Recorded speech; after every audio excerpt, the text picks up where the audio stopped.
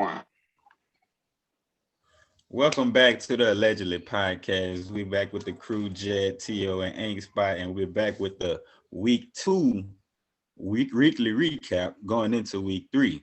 So we have a lot of teams that's now I'm gonna say a lot of teams, a good bit of teams that's still searching for their first win. We got some teams that's showing dominance in the league at 2-0, and there's some in the middle of the pack. So it's crazy week, man. Me personally, I'm 2-0 right now. I escaped the win with my quarterback only giving me 7. I happen to be one of my fellow host members. Get a TL baby, and a really good. It really went to Sunday night. It took Sunday night to actually put the nail in the coffin. So it's a really tough win. Definitely respect that. Those are always good to come by right there. Right.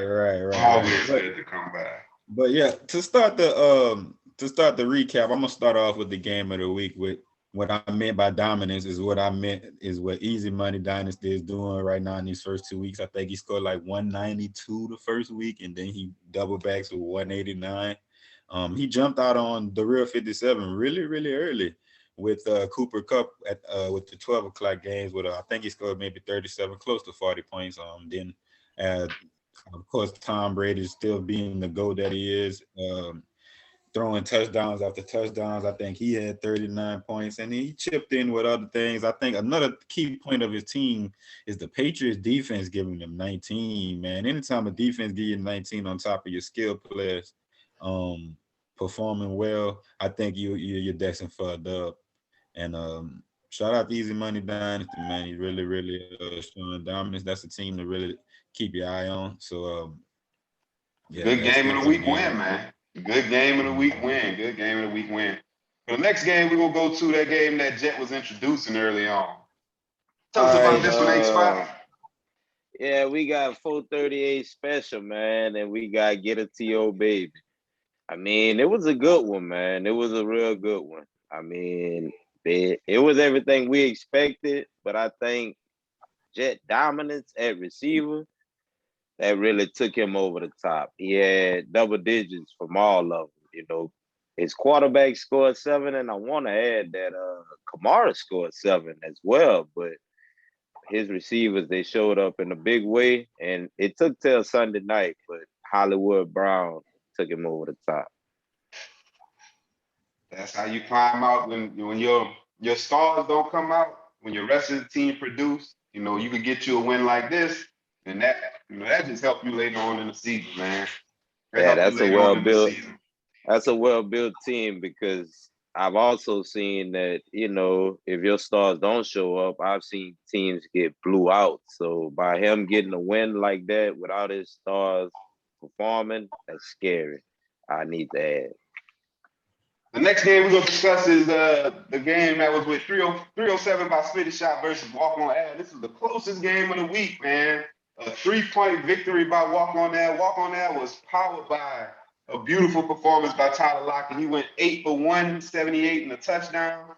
Explosion. An explosion.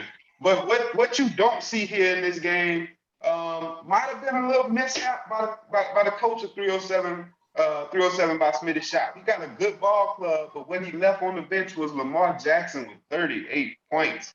So that decision really cost him in the game. The game in this situation, man. That's a 17-point difference between the quarterback that he played and the quarterback that was on his bench. But he got a good team. The team came through. Just that one decision, I think it really hurt him. But give credit to Walk On Ad for taking advantage and having players, step up with, like Tyler Lockett with the 35, but also the 19 points from your bench. I mean, not your bench, from your defense. Man, you can't, you make it hard for a team to beat you when your defense put up points like that. So shout out to those two teams for giving us a real good matchup, a game that was watched closely by a lot of folks. And, you learn some things. Shout out to Coach Grogan, man. Well for a game, and I'll see him later down the road. Ain't nothing wrong with that. Next game on the list was Cardinal Lumber versus No Ceilings. Talk to us, Ain't Spot. All right, with the Cardinal Lumber, no ceilings game. This was a good one, man. A lot of big names in it, and the biggest name that stuck out to me was King Henry. I want to say, yeah, he really showed dominance, in this one. He showed us why he led the league in rushing last year with a 50 piece. I like to add, kind of Giannis like, but yeah, he really went crazy. He really went crazy, and I think that kind of took Cardinal Lumber over the top with a key 25 from Cortland Sutton. I want to add, by the way, too. Of course, he got Patrick Mahomes as quarterback, so he got production there. But those other light spots is usually how you get the victory. Look at the breakdown of that game, man. Team No Ceilings they were solid in the middle, right? They had people scoring, but it's hard to win when you get stuff like this. Right? Yeah, when you get a 50 hung on, it's hard, man. It's hard. It becomes Shout out hard to both. to win when those games get like that. Shout out to both clubs, but sheesh, you want to be the owner of King Henry. he make magic happen. He got two guys that could just explode at any time and almost carry a team with Patrick Mahomes and King Henry. So that's gonna be interesting to see throughout the year. In closing, I would like to add that King Henry did run for 150 yards and 2 touchdowns in the second half and overtime. So if he's not doing good by halftime, please don't let your hair down. It's not over. Don't worry about it. It ain't over just yet. Yeah. The next game we're gonna report on was Eddie was better versus Coke Boys. The returning champ got another victory this week, going 2-0. Put up 160 against a team that was willing to fight. When you score 140 plus, man, your team had a good day. But sometimes other teams just have a better day. And when we look at this game, what happened to Eddie was better, man. It's really, Houdini doing this thing. That's who I would give the player of the game. It's easy to give the player of the game to the quarterback, but when you consistently do it, I don't mind giving the player of the game to Russell Wilson. But he had solid performances, man. TJ Hawkinson, solid at tight end. Look at Brandon Cooks. I think that's 2 weeks in a row. Brandon Cooks putting up good numbers. So, this is a solid ball club. You're going to have to come to play when you play him. And he was able to withstand that, that 40 burger from Kyler Murray. So, good football game. I'm looking to see big things from both of those teams. I think they're pretty well built. But the champ was able to pull it out. It's always good coaching. It's always good player management over there with the champ, the champ Coach Jay Washington. So you got to strap it up and bring your lunch if you want to beat that team over there. You really got to come to play in those weeks.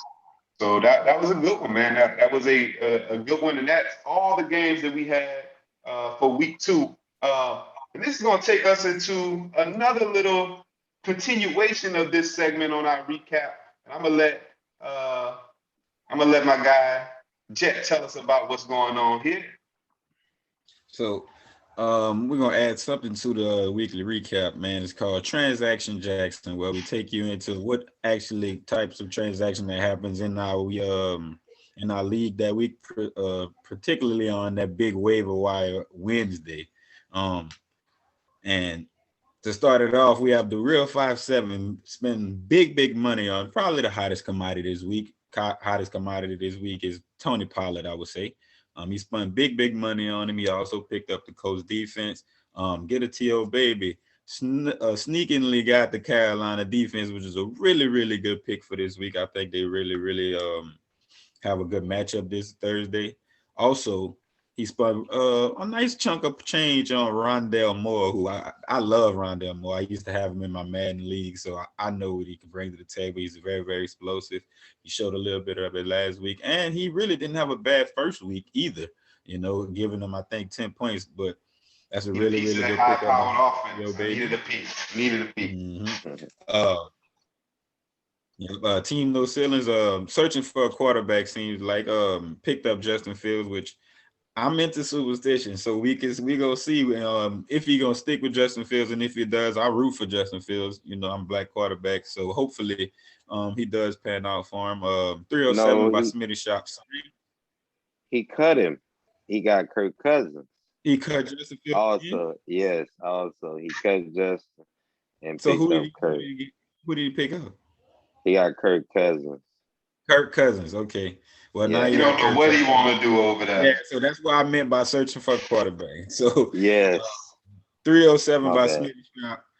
Sign Gano, cut him. Sign Goals. I think he's going with Robbie Gold this week. Solid kicker. Usually San Francisco knows how to move the football, so that's a really solid kicker. Walking Gonna on there. use my kicker against me. Yeah, Use my own right. kicker against me. Okay. Uh, Walking on there, and Coach Grogan picked up the Philadelphia defense. I think Philadelphia showed some signs of that. A really, really good defense. They've been stopping the run, so I can see why he picked those up. Eddie was better. Picked up a couple of guys in Darnell Mooney, Carter Patterson, and Sammy Watkins. So I think he's searching for that last flex spot. So I think he just have a plethora of guys that he just want to try out at that position. There's nothing wrong with that. I like Patterson in Atlanta, man. I think they getting him the ball in different ways. He seems like the most dynamic of the running backs, if that's what you want to call Patterson in Atlanta. But I like him. If you don't like Only Mike Davis, just say that, man. Shoot, man, that's my RB2, man. only note I like to hang on Patterson is I think he has the talent. I agree with that, but it's one question mark that has never been filled. Like, how many touches will this guy get? It's never enough. He never gets enough. Yeah. It fluctuates because Right. he really a tweener. He's a receiver, but a run. He he's that gadget guy. Not saying he can't run between the tackles because I think he's shown that he ain't a terrible running back. But I got Mike Davis on bias. But 438 special picked up the Bears defense. I picked them up because I have the Rams defense, and I don't know if I want to play the Rams defense versus the GOAT. I have Mike Evans too, so I don't know if I want to kill myself. If I'm scared to play Mike Evans too, though, because of Jalen Ramsey, so I'm in a little pickle right there. So I need to see what I want to do with that. We had our first trade of the year as well. 438 special and 307 by Smitty Shop. He received Jacoby Myers, and I received Chase Claypool, and we also have a pending trade. I think it's gonna go through. And we have a real tricky league with those type of things that go through with trades. A pending trade is between Cardinal Lumber and Easy Money Dynasty, where Easy Money Dynasty will get his guy. I know he loves this guy, Jonathan Taylor. I've played Madden with this guy a lot, and he makes it a point to get this guy as his running back. Jonathan Taylor, and he's also my new bud this week. So I feel like whoever gets him out this trade, if it don't go through or if it does go through, I think they have a great player. And Cardinal Lumber will actually receive Saquon Barkley. And that can be something really, really crazy if Saquon Barkley just wakes up. Remember, he does have Derrick Henry and he does have Patrick Mahomes. So I don't know what's going on, man. I think it's an even trade as far as right now, but ceilings are, can be broken into sky's the limit, That's gonna be crazy, man. That could be a high-powered offense, man. The buzzsaw that you're gonna have to deal with later on. So we'll see. Right. We'll see if the transaction goes through. Before we get out of here on the recap, let's preview a little bit of week 3 in Myrtle-Cherry fantasy football real quick. So what are some key matchups out there? What do y'all think some key matchups to look for? And then we'll close out with briefly talking about the game of the week. What do y'all think some of the key matchups? The first one I would say is me and you. For sure. Both of us looking for a win. I feel like you was Pimp scored 200 on you week 1, so I can't give you too much credit right there. But last week hurt. I understand because as well as my ball club last week hurt. So we're in the same situation, nevertheless. 0-2. I would like to say us. I'm looking forward to it. I think it'll be a good one. First of all, not good luck. No good luck to you. Feelings mutual. But yeah. I mean, and we actually, I'm representing Murder Street. You're representing Cherry Street. So this is only right. Let's see who can draw blood first. In the battle of Myrtle-Cherry. So that's gonna be a good. We excited. Yeah, You know it was circle. We couldn't make it the game of the week because we both yeah. 0-2. But we'll Right, get right. you later That's on in the the only reason. That's the you know only reason why with the the game. flex scheduling we got at Myrtle-Cherry. You know we can't make that the game of the week if it's 0-2. So, but we excited. We circle it on the calendar every year, and Right. and we know that we don't beat you in the regular season. So we'll see. Let's see if we can change the trend. Let's see if we can switch the trend. Any other bright spots this week before we talk about the game of the week? I would like to. Let's see. Got some One interesting other. rivalries in here, man. They got some interesting. Yeah, I like to highlight the who it's Leah and Kenny playing each other this week. Brother-in-law, like under the rug. Besides the game of the week, which is Oh, Jet and Pimp, which is that would really be a good one. High scoring, I think. But we have under the, behind the scenes brother-in-law matchup, so I want to see who's really gonna go at each other in that one. Huh. That's interesting. I didn't think about that. That's a good. Yeah, I'm glad you brought that up, man. That is a good one to shed some light on. I wonder what's going on around the coach's office over there in Market City with this game on the line after they wrap up what they got to do on a Thursday or Friday night. I wonder what's the feeling been around in the locker room, man, with the real 5-7 versus walk-on ass. So that should be an interesting one too. Right. Some chirping coming out of that, and then classmates, this should be a good one too. So, we got some good games this week, man. They got some really good games, but none bigger than the game of the week with 438 special and the Coke Boys. Two high-scoring teams, man. We might see 200 and 200. I hope Might so. see 400 points scored, man. I hope so, Should be a good one, man.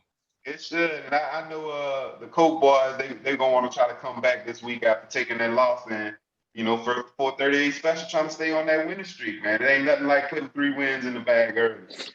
They got some good matchups in this game before we actually get to interviewing the coaches. I was kind of looking through it, but I'm looking through it. But yeah, I was looking through it, and he had 438 special has Dak Monday night.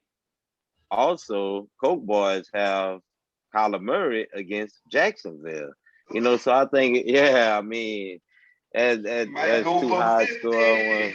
Yeah, this should be a good one, man. I think they're gonna blow the doors off both ways.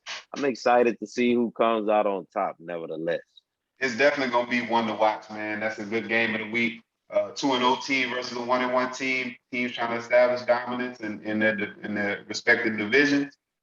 So I'm excited to see it. I want to see how many points they score. I think it's gonna be a high score one. But we'll get into more details about that later on this week when we get to the coaches spotlight that we're gonna bring to you on this weekend. And then we also have a special guest coming in on our salary capping episode this week. So stay tuned for that. You'll see that appearing shortly. But this was the weekly recap for week 2 of the Myrtle-Cherry Fantasy Football League. Like, subscribe, comment, all those good things. You know what I'm saying? Keep us in your rotation on YouTube. And make sure you keep us locked in because, like we said, we're gonna have. Don't leave money on the bench. We're gonna have other coaches that we interview, and they're gonna shine lights on their league, their perspectives, other things like that. So make sure you tuned in. Besides the stud dub, my new bud, now weekly, all through the week, we're gonna have good fantasy points for y'all. So hit the follow button, man. Like, comment, subscribe. And we out, man. This is another episode of Allegedly. We're gonna keep it rolling for y'all, man. Allegedly. Peace.